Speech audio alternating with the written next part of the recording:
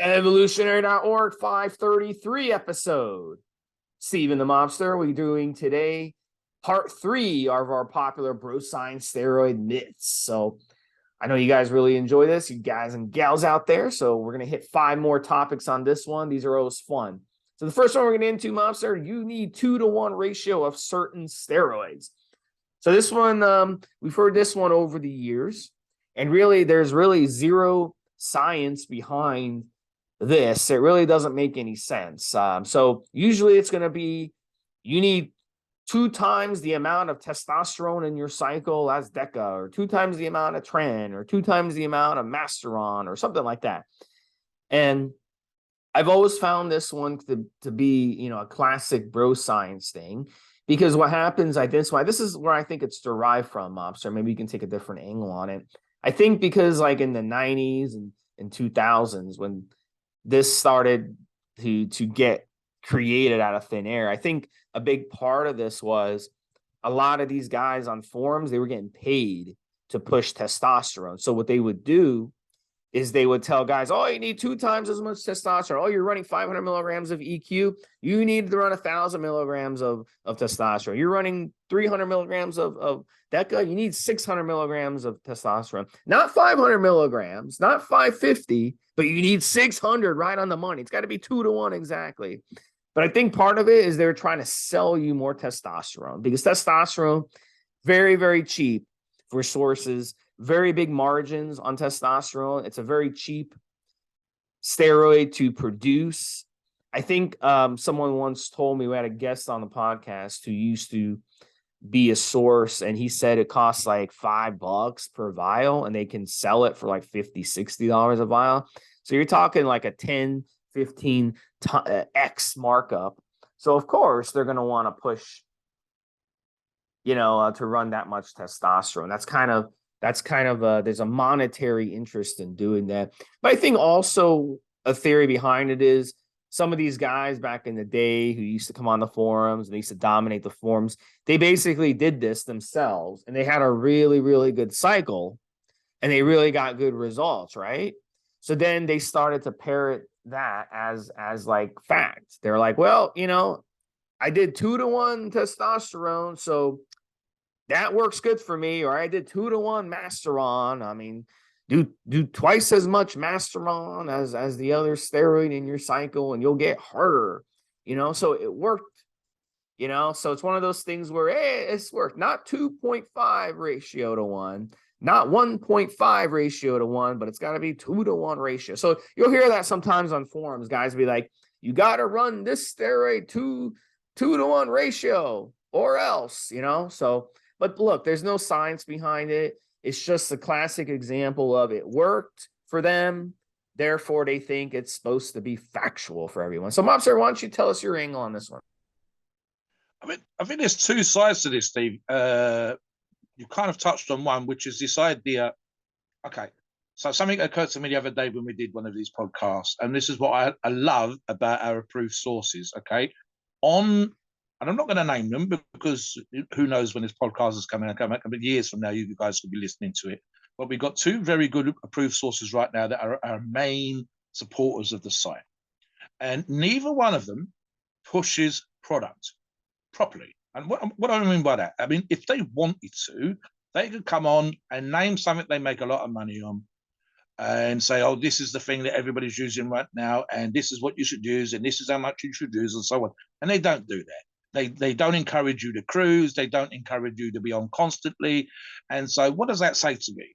It says to me that they're good sources, approved sources, with sensible look at the way that people should be using PEDs. Because if they wanted to make a lot of money right now, they could do all the stuff I've just talked about. But what they should be doing, and what they do in our case, Steve, is they realize that if they give you proper advice, as sensible and as professional and as looked at and researched information advice, then they will keep you long term, which means instead of you doing crazy amounts, not doing very well on it, spending $2,000 or $3,000, you're going to come back to them again and again and again because the material's good, because the information was good, because the information was spot on, and because you made progress. So back in the day, as Steve says, it was sometimes kind of obvious that someone was pushing a product in the way that Steve says, because they wanted to make a buck. Simple as that. And you would have one person telling you one thing, and then someone that wanted you to buy stuff,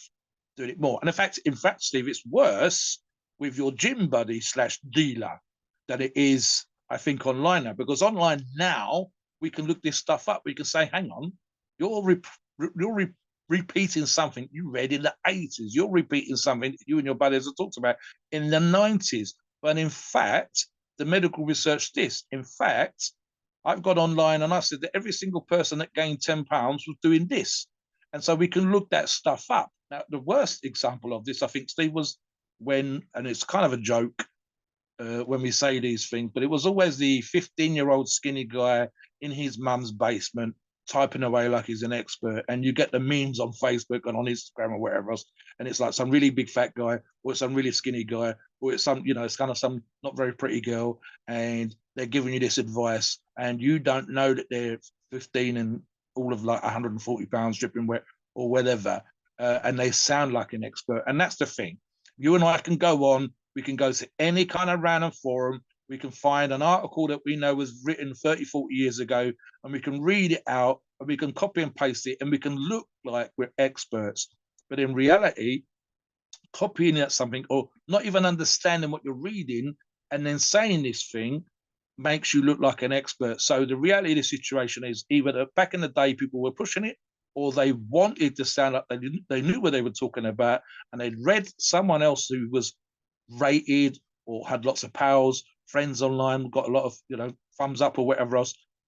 And in reality, the science, the information, the data didn't back it up. I've told you before about buddies that used to coach, used to advise, and at least they had the argument that they had 500 clients or 1,000 clients, and this worked for 800 or 900 of my 1,000 clients. You could at least use that argument, but you can't do that now because we've all got access to that kind of information.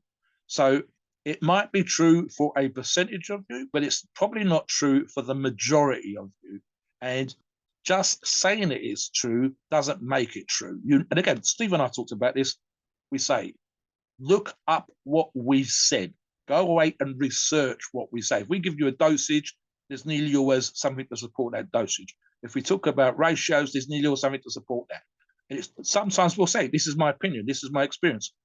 But we do that just so you know that we're talking about what we think versus what we know, what we've looked up, what we've researched. Articles we've written, researched. We put down the references at the bottom. Saying it doesn't make it so, Steve. Back to you. Next one we're going to talk about is you should never stack two orals. So, Mobster, you're on a roll. I'll let you start off with this one. Well, it's obviously cobblers. The reality is that here's the thing, and I understand why people think like this. I really do. The risk factor is what people are talking about. We understand that because of orals, nearly all needed to be methylated, which means they're protected in a way chemically that allows them to first pass through the liver so that you can have this steroid get into your system. And I'm not going to even get into what first pass means or whatever, but quite simply, the reality is that they're chemically treated in a way that can make them harsh on your organs to be absorbed, and that's done deliberately so they're not broken down in the gut or the bloodstream, and it goes where it's supposed to go. It's as simple as that, right? So then the argument becomes thus: well, then you can't do two orals because that's even more dangerous. No, not really. It's no more dangerous. And not only that, I'm not just because if I, for example, and I never have done, Steve, but if I, for example, decided I was going to run 100 milligrams of Dynabol a day, would I then run the same amount of Anadrol? No, I would not. I would probably use the fact that both these steroids have different effects on my body, and I would run a smaller amount of each. I wouldn't necessarily go to the highest possible dose of each oral steroid. It doesn't make any sense on that basis alone. Look, this is quite simple for me, guys. I've said this a few times, and I certainly said this on the forums. When I take a steroid, I look at what my target, what my aim is. Do I want to get strong? What drugs are going to help me get strong? Do I want to get lean? What are the best cutting? And of course, nutrition plays a part of this. Do I want to add muscle? What's the best muscle building steroid? And again, what's the best muscle building steroid for me? What's the proper dosage? And guys, I will research this every single time. I don't rely on my old man memory, so I double check every single time. So is there an argument to support that you can't run 2 orals? No, none whatsoever. What you'll have someone say is that they would prefer not to, that they consider the risk quite high. But again, I would argue about dose dependency. It doesn't allow for the fact that that person's talking about maybe you're doing a 4-week or a 6-week or 8-week cycle. What they want from the gym is not what I want from the gym. A good example of this, and I'm a great admirer of his work, is Dylan Gamilli and I will disagree on the orals. But Dylan doesn't want from the gym what I want from the gym. It's as simple as that. And what his risk factor is for other things. He's probably got way more risky behavior in something else than I have. I know, for example, that Dylan is a lovely fella again. He smokes cannabis. I do not. Now, that's nothing to do with whether as a risk factor or not. I just don't. That's just a habit I don't have. So anyone I would disagree on certain things. Other things we would agree on all the time, every single day. Now, quite simply, Dylan is not a fan of orals. And if he says if you're going to use your orals, sensibly, he advises you to use it for short periods of time, 4 weeks. Whereas I've argued with, I said I've used orals multiple times and run them for 8 weeks, occasionally longer, but I'm not a fan of running it too long. So on that basis, I never say as short as possible, but I'm still doubling up on what Dylan talks about.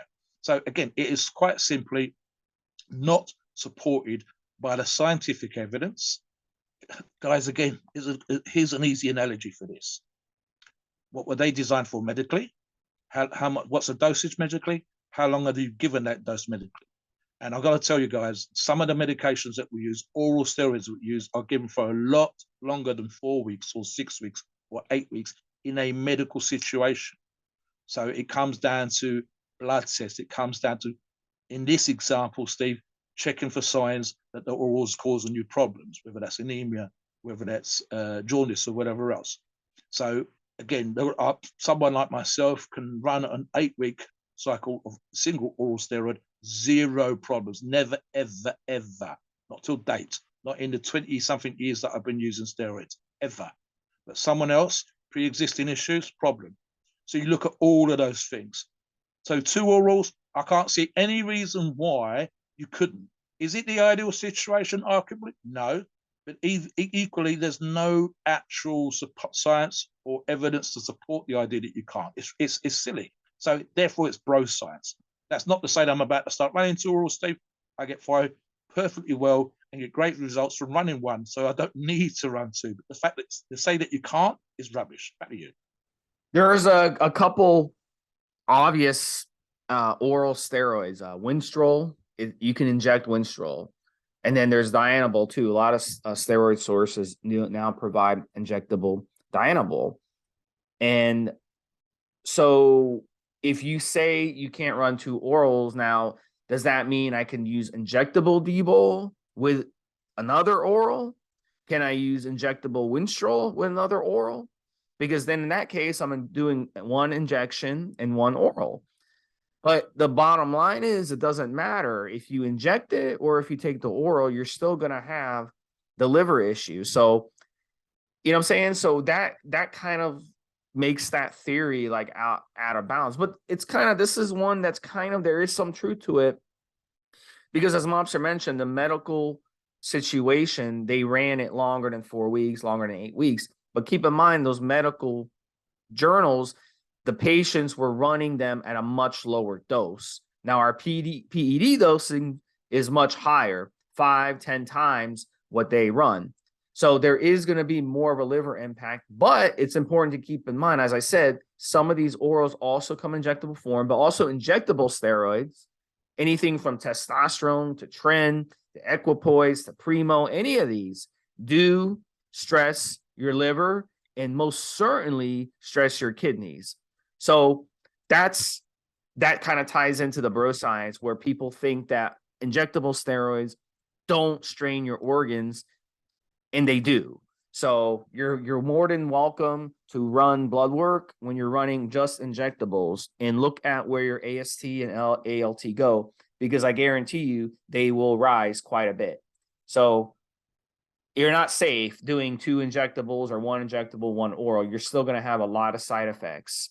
So the 2, so and I could argue if you run 2 orals together properly, you could have less side effects than running 2 injectables, because those orals have shorter esters for one, and your reproductive system won't take so much of a beating because you can kind of be more flexible. You can run it for 6 weeks, come off, recover quicker, versus injectable where you have to run it a long time in if it has a long ester. So that actually leads into our next topic. You need to run EQ minimum 12 weeks.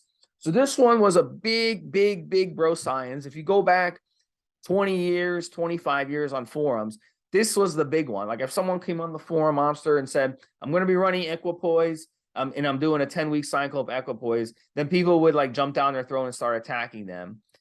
Even if you said 12 weeks, they would attack you. They'd be like, no, equipoise, you've got to run it for minimum 16 weeks. So this bro science is derived from two things that I suspect. Number one, equipoise has a really long ester. It does. So people think, well, it's not going to start peaking for about 6 weeks. So you need to run it for a long period of time so you can take advantage of that peak. But in reality, even in the first 6 weeks, you're going to have a lot of results.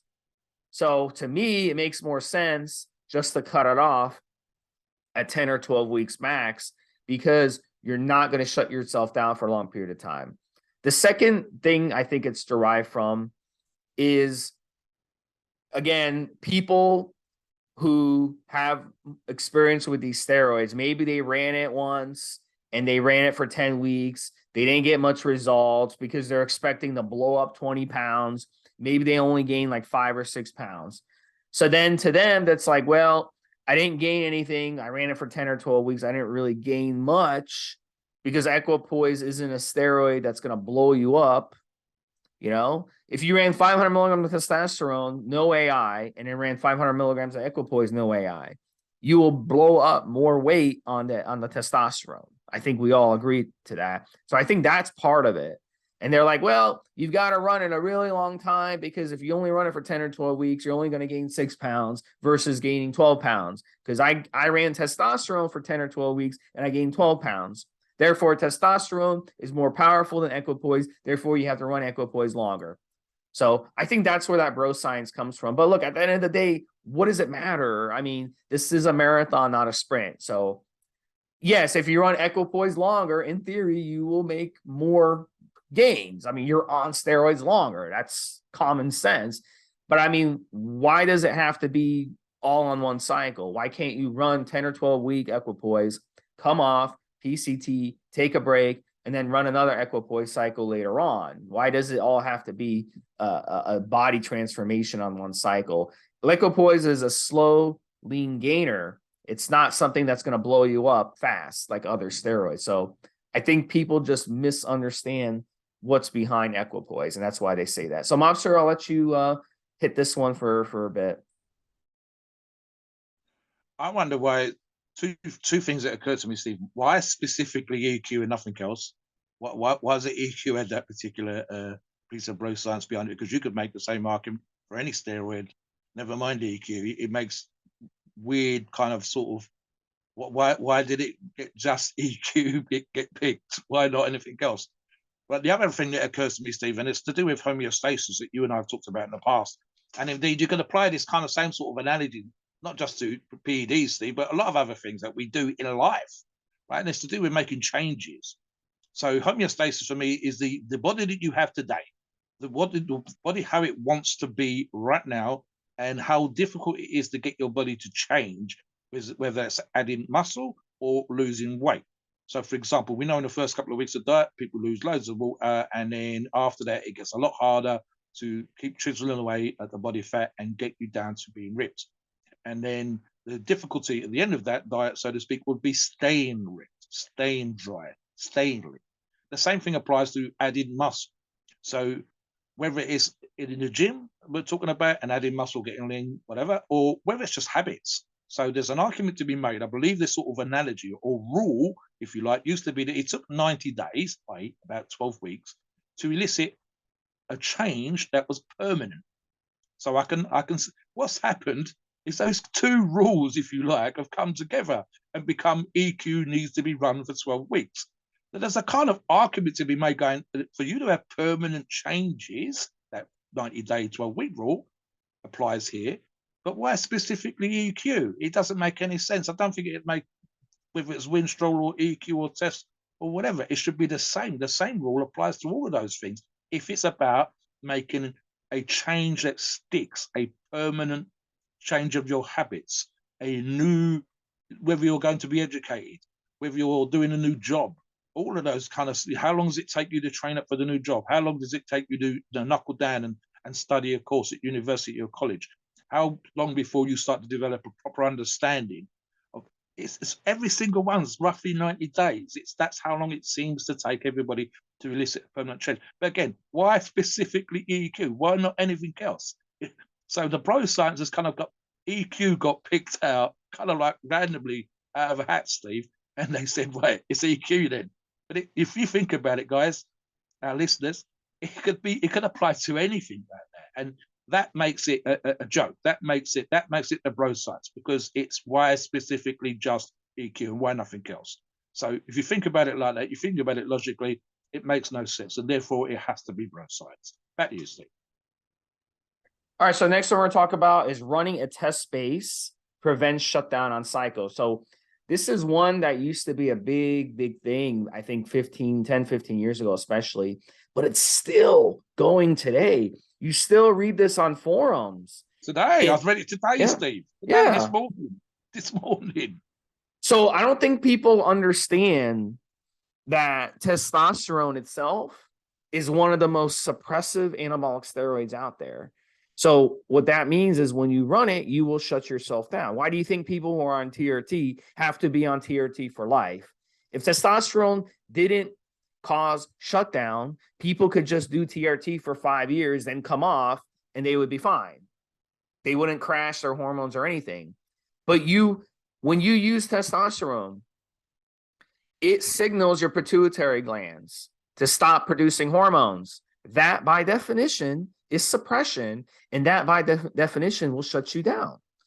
So don't think, oh, yeah, I think, but this theory comes from people who think that if they run a steroid cycle without testosterone, it's going to shut them down. But if they run a steroid cycle with testosterone, it won't shut them down. But that's not the way it works. Any exogenous hormone you put in your body will shut you down. That's just how it works. Our bodies are too smart. So our bodies will realize there's too much hormones and it's got no reason for the pituitary glands to function. So they'll go dormant while you're on the hormone.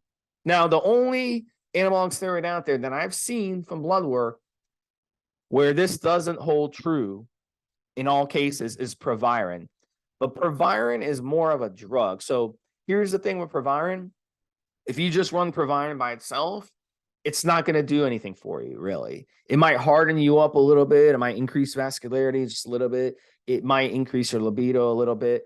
That's what it's going to do. But it's not something where you can run Proviron for 10 weeks and build muscle like other anabolic steroids. So what I'm trying to get at is you can't trick your body. You can't run a cycle and use testosterone as your base and not shut yourself down. It's not possible. Same thing with ACG. And we're going to discuss this on our next Evo podcast about PCTing and using ACG and stuff. But people think if they use ACG on cycle, it will prevent shutdown, and it does not either. What ACG does is it mimics LH in the body, which aids kind of tricks your testes into functioning a little bit when you're on cycle, but it's not doing anything to get your pituitary glands functioning the way they should be. In fact, it's signaling your pituitary glands to not function. So if anything, ACG actually shuts you down more, if that's even possible. But yes, it will technically shut yourself down more. So there's a lot of bullshit bro science out there for guys that have their theories on what you can do on cycle to not be shut down. If such a thing existed, then TRT doctors all around the world would have all their patients doing it, and we'd have no reason to worry about going on TRT. We could do TRT for a year, come off. We could do TRT for 10 years and come off and not be suppressed. and there would be rainbows everywhere and birds would be chirping. It would be a beautiful thing, but it doesn't work like that. You got guys going on TRT, and you're going to be on TRT for life. There's no turning back. So this is complete bro science, and it still goes on. I would say very high percentage of people, Mobster, believe in this bro science, and it really is annoying to me. It's up there for me, Steve, with using a test booster on cycle. I understand, and I can think of a particular product where sometimes using a test booster on cycle makes sense only insofar that there are elements of the test booster products that allow for you to have testicular bloat, your balls don't shrink too much, that you'll feel better using it. But in terms of the actual production of testosterone, it's not going to happen. So it's the same kind of sort of science there. It doesn't make any sense to me. Look, guys, you could argue, and again, Steve talks about this multiple times, blood tests will out. So you could say, oh, there's less suppression or more suppression. In other words, there's still fucking suppression. It's just a question of degrees. So to say that it prevents shutdown, which means prevents suppression, doesn't happen. It makes no sense at all. And again, dose dependent, the affinity of that person's receptors, all those kind of things come into play. And so it's always going to be how much suppression. I always look at it as like, doors open, doors shut, Steve. That's it. It's real simple. It saves mucking around. And again, blood tests will out and tell you the truth of what's going on. But you can't say the door's half open or half shut. Are your bollocks, are your testicles, is your endocrine system, is your pituitary gland, are any of these things working as they should be? And the short and simple answer is no. How much? How much of a percentage? Well, then, just line up 100 people, we're going to get slightly different answers. But what we're not going to get is no one with zero suppression. We're not going to get one single person it didn't suppress. It did. It's simple as that. Everybody got suppression. Now, how much are they naturally producing?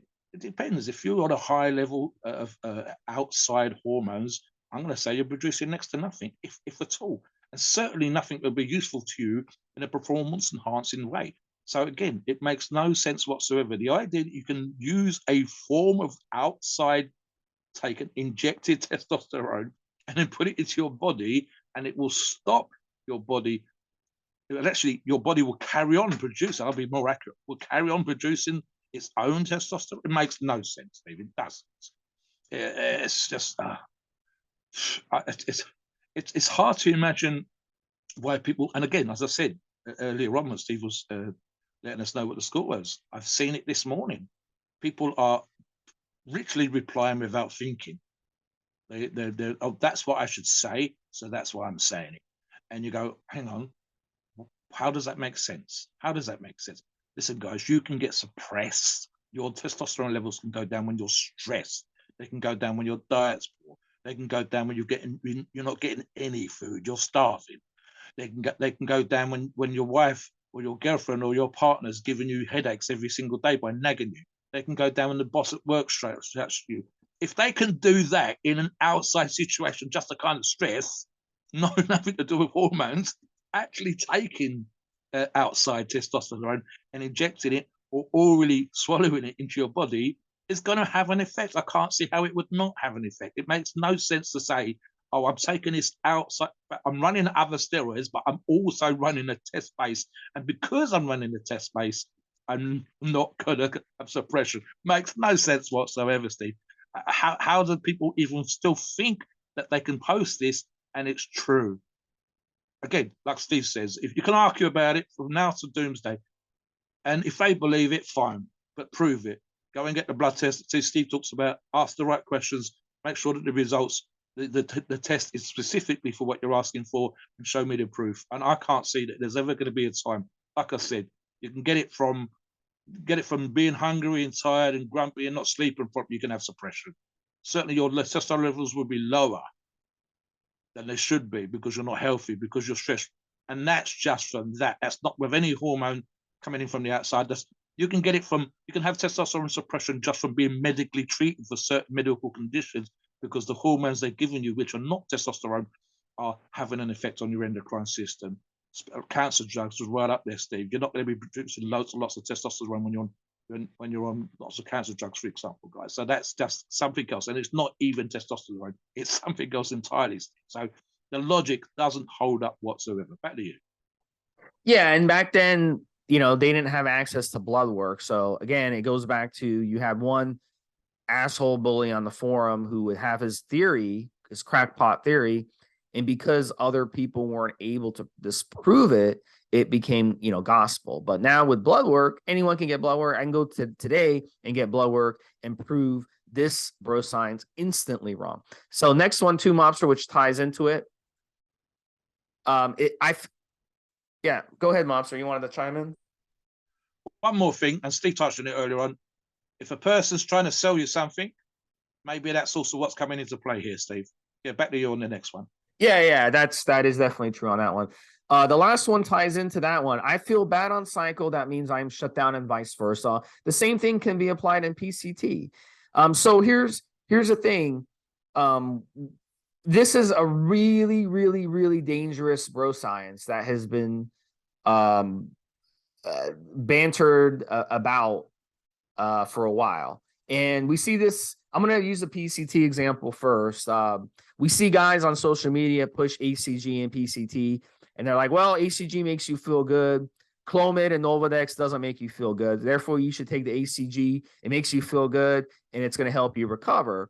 But here's the thing. The ACG, as I said in the last segment, it will actually keep you suppressed and keep you shut down. So by running ACG and PCT, even though you feel better, it's like running testosterone and PCT. It's basically just delaying recovery. So you will not start recovering until you come off all hormones, including ACG. So yes, some of you may feel like crap on Clomid and Nolvadex, but that actually, it has nothing to do with if you're recovering or not, because when you're on Clomid and Nolvadex and PCT, you will be in recovery. Your body can recover while using Clomid or Nolvadex, but your body cannot recover while using ACG. So this is a dangerous one that we see guys. We also see guys who talk about on cycle, I feel like crap on cycle. I have no energy. I have no libido. Therefore, I am shut down. Well, yeah, you are shut down, but that's not why you feel you have fatigue and you have no libido. There can be a lot of different factors causing that. When your hormones change, it can cause libido changes. Fatigue, most of the reasons for fatigue on cycle are because you're gaining too much too fast and your body's under a lot of stress. So, of course, you're going to feel like shit. Also, your organs are under a lot of stress, so you're going to feel like shit. When your kidneys and your liver are under stress and your heart's under stress and your blood pressure's up and you have insomnia and you can't sleep good at night, of course, you're not going to have energy. But that has nothing to do with being shut down. When you're on exogenous hormones, as we said in the last segment, you will be shut down. Okay? Whether you feel good or not on cycle, whole nother argument on that one. So we can't mix those two up. Same thing in PCT. In PCT, you can feel like shit in PCT, which isn't what we want to happen. And a lot of times it's because people run too much Clomid and too much Nolvadex, and they don't run the natural test boosters. I always tell people low dose Clomid, low dose Nolvadex, and high test booster, and you'll feel a lot better than running a high amount of Clomid and feeling like crap. But it has no bearing on if you're recovering or not in PCT on how you feel or if you're shut down or not. So if you run blood work and you're like, wow, my LH is bouncing, but I still feel like crap, that can happen. That can happen. It's not important how you feel. It's, are you recovering? But it's important how you feel, because if you don't feel like working out and you're depressed, it's going to make your workouts suffer. So yes, you want to fix why you feel like shit, but it has nothing to do with are my pituitary glands functioning or not. You can feel great in PCT by running tons of HCG, but your pituitary glands are still going to be shut down and suppressed, and you're not recovering. So don't fall into that trap of saying, yeah, I feel great in PCT, I'm recovered. No, you're probably not recovered yet. And also, too, before I let you in, Mobster, to finish up, how many times do we see guys run a shallow PCT because they're running long ester hormones and the esters are still in their system 5-6 weeks after their last injection, and they feel great after 4 weeks. And they're like, yep, I'm recovered. I'm good to go. No, the steroids are still in your system. That's why you feel good. So it has nothing to do with if you're shut down or not. You're actually shut down and you feel great. And then just wait a couple more weeks and see how you feel. Once those esters clear, then you'll crash hard. So Mobster, chime in on this a little bit and then finish up the show. I think it was a great show. It's an easy one for me, guys. I train, a lot of my cycles have been specifically around competition. So I'm training with an aim to be as strong as I possibly can for the competition at the end of the cycle. Literally the last day, the last dose, whether that's injectable or oral, should be the day of or just the day before the competition. So I go in on the day of the competition at my peak levels of strength. Now, one of the things I do is I deliberately overtrain it twice a day instead of once a day, 4 times a week, whatever, roughly 2 weeks out, Steve. And I do that for about 10 days. So I should feel like beaten up dog shit, really, really bad. Like I used to say, like an old man bent over, 4 days out. And then I don't do any training at all. And I have what's called super compensation. Now, if I'm taking how I feel, it's based on my training. And the same will apply in a lot of examples here, Steve. You are lifting more weights. You are holding more muscle. You're doing more reps, more volume. You've added 5 or 6 pounds. You're eating more than you normally do. The results of that weight that you're lifting and the pounds that you're holding that you never had before, or even if you're trying to get rich, for example, the fact that you're lean or leaner, is not necessarily in and of itself a thing. Being lean, being stronger, doing more work, that's going to make you feel good. The results, what you see in the mirror, what you see in your training log, they're going to make you happier. I'm lifting more weights, I'm happier. I'm nearer the target I need to be. I'm leaner than I was last week, I'm happier. I've added more muscle than I had last week, I'm happier. But the actual process of doing the fucking grind in the gym is hard. And therefore, especially when you're using this, you built up to a certain level, then you started your cycle. At the end of the cycle, it should be just about as hard as it's ever been. You should be into new territory. And while the fact that you're going to be made happy by your progress, the actual thing itself, the actual training, the actual diet, the actual cardio should be god awful. And so therefore, you could argue quite easily, Steve, how you feel, i.e. tired, constantly hungry, constantly eating, isn't necessarily a good thing. In other words, you could quite easily argue that I feel like shit because I'm working my ass off here to get into shape, to add muscle, to be stronger. And therefore, the argument could be quite easily made, how you feel has got nothing to do with your results. It's got nothing to do with the outside. Medically, Steve, we could make arguments for if you feel ill, then perhaps you should stop the cycle, you should go get a blood test to make sure you're not fucking up, make sure not you're using too much and so on and so forth. But that's a different argument. The simple fact of the matter is that we're arguing here is how I feel on cycle is an indication of whether the cycle's working or not. No, your training log is, the mirror is, the tape is. You've added muscle, the tape's got bigger, the scale's got up a few notches, your belt's gone down a few notches, you've got more plates on the bar. Those are the indicators. Make sure you're not making yourself ill, guys, but that's an entirely different argument. How you feel, how you've been tired, is kind of actually part of the course. I don't understand why guys don't get that. Of course you feel tired. You're doing more work than you did before. You're lifting more weights than you did before. You're meant to feel tired when it happens. It'd be great, because trust me, if it was the case that we all felt like Superman on steroids, every person in the world would be on steroids. We'd all be taking hormones from outside, every person, because we'd all feel amazing. We'd all feel like Superman, and we'd never have any side effects. And that doesn't make any sense either. A great podcast, Steve. Please note, we are not doctors and the opinions are ours. It's our view and is based on our experience and views on the topic. And podcasts are for informational purposes and entertainment only. The freedom of speech and the First Amendment applies.